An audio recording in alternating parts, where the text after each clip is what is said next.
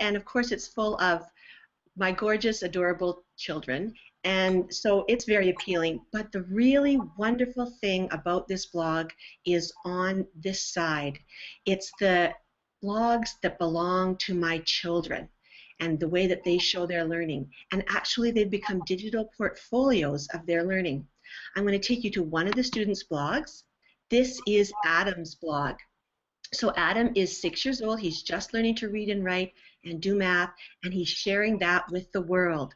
So for example, you can see here there's a little video about his numbers from 10 to 20.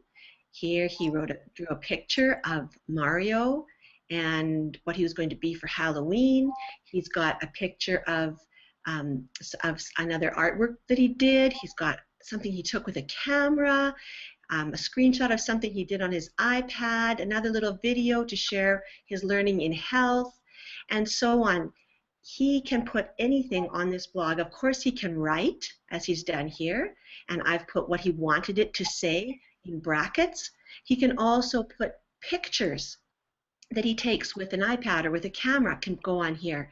He can put video. Basically, anything that has an embed code can go onto a blog, and then it becomes a digital portfolio. And the wonderful thing about using a blog as a digital portfolio is that it's date stamped automatically and that each individual entry is commentable. Their parents comment, people we've never met can comment and be part of the children's learning. Powerful, powerful tool for my children when they know that they have an audience and that people are coming and seeing the work that they're doing. It's powerful for students of any age, but especially when you're only 6. Mm-hmm. Wham! Yeah, slam.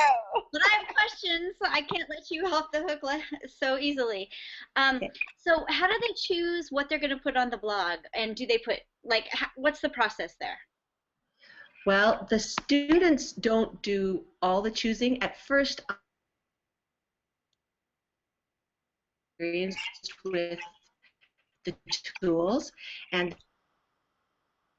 so I'll say, oh, today we're all going to do a screenshot of our sight words on the iPad so that we can share that.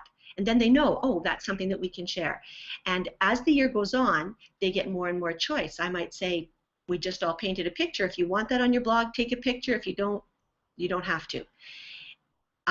Or they do things like that they make in their free time. They sometimes make little things and they think that should go on their blog because that's part of their learning, and I say, yeah, go for it. And so as the year progresses, they get more and more choice. They get choice in how they share their learning, and they get choice in what they share. Do they put in their own posts, or do you guys have someone helping them?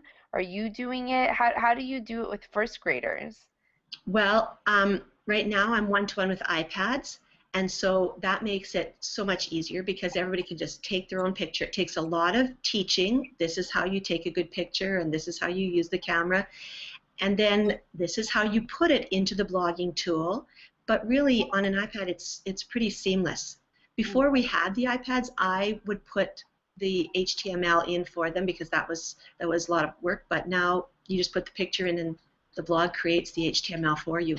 I use EduBlogs. Fabulous. Yeah, I saw you use EduBlogs. Is that seamless with the iPad then? Yes. Okay. All they have to do is go to their camera roll, choose the picture or the video, and it pops in and makes an embed code.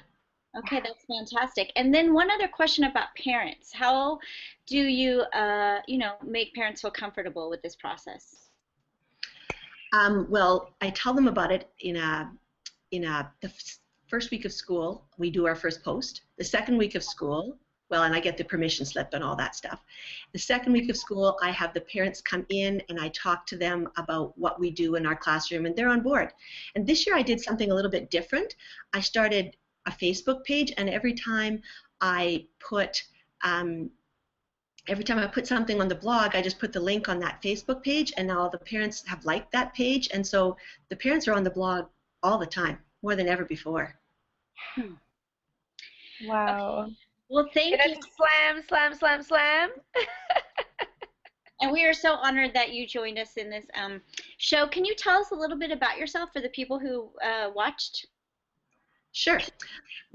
I teach grade 1, which is first grade, in Moose Jaw, Saskatchewan, Canada. Woohoo! And you're an Apple Distinguished Educator. Oh, that's true, I am. Go ahead, Tammy. And you also on Twitter a lot, right? You have first chats? I am on Twitter, yep. And I fairly regularly go to First Chat. And here's the exciting thing, I wrote a book. What?